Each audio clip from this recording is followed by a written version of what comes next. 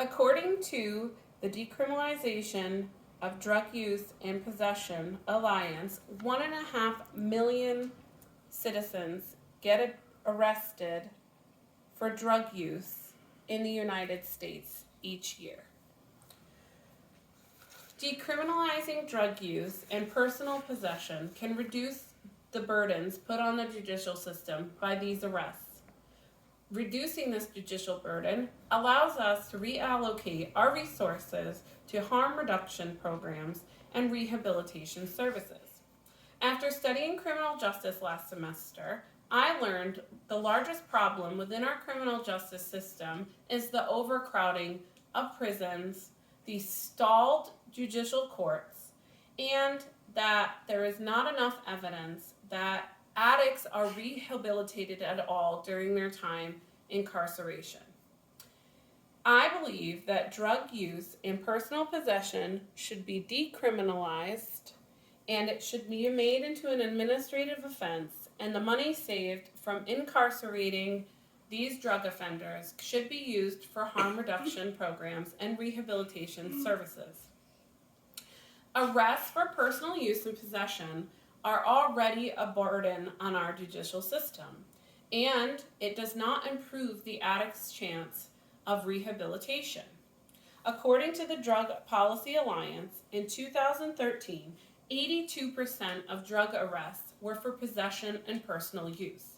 This puts the incarceration rate for addicts over the incarceration rate for drug traffickers and their dealers.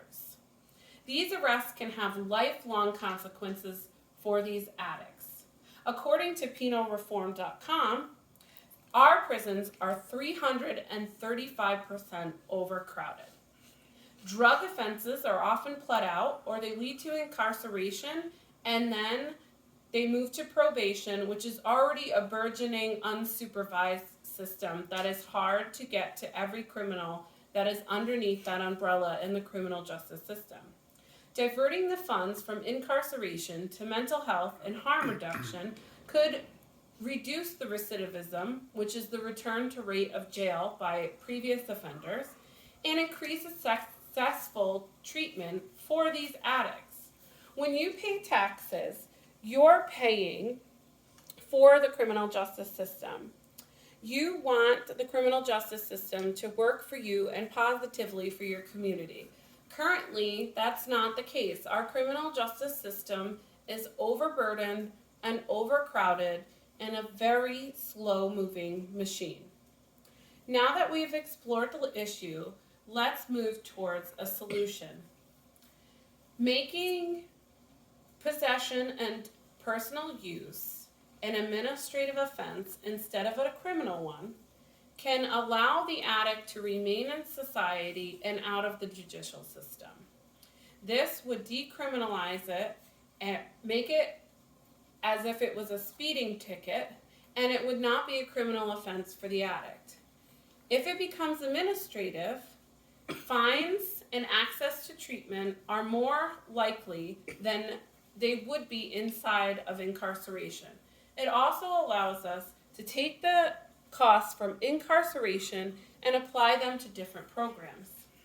If you issue citations instead of arrests, it allows these users not to carry a criminal record. And often when users have a criminal record, they have a hard time finding meaningful employment, finding qualified housing, especially publicly funded housing, and they also have a hard time getting into programs to seek treatment because they have a criminal record. According to the Drug Alliance policy, Portugal decriminalized possession and personal use about 10 years ago. Since then, they have seen no steady increase in violent offenses that are related to drugs. They've seen an increase in addicts seeking treatment, and they have a less crowded prison system. So what happens when these criminals are in our community, but they are not afraid of having criminal charges? According to a United Nations General Assembly memo, they see no good basis in science, health, and ethics to bringing someone in to the criminal justice system for solely possession. They recognize that the penal system was not set up as a rehabilitation system for the United States drug epidemic. So, fear of criminal charge has not been shown to reduce an addict's choice in using, as we can see with the increased drug use in our country today. It also increases criminality because it increases secrecy, shame, and often they have to do things to obtain money to pay for their habits. Increased funding for treatment and seeing addiction as a disease will open different resources for these addicts to use and keep them out of the penal system, which will free up the penal system for what it's used for. Now that we see the importance of treating addiction as a disease instead of a criminal offense, let's visualize what this means for us. Prison overcrowding and drug use is not a problem that's going to correct itself without a solution. These regulations need to make drug use a criminal offense so we can keep drug users out of the judicial system and into treatment programs. This reduction in incarceration will allow these courts to process cases faster and incarcerate violent criminals who belong in prison for the safety of the public. Drug users will not have a criminal record that follows them around, and they will be able to remain gainfully employed inside of housing and be a valuable member to their families. So let's go over all we've discussed. In conclusion, treating addiction as a disease instead of a criminal offense can be much needed in the space of the criminal justice system, instead of having the offender incarcerated. 50,000 people were incarcerated for drug offenses in 2015. Removing these 50,000 members from the criminal justice system and putting them into treatment programs opens up a court availability, allows judicial resources to be allocated to violent offenders, and opens up resources for these addicts that they otherwise wouldn't have access to. So what can you do? You can vote. Vote in your local elections. See what your local politicians stand for.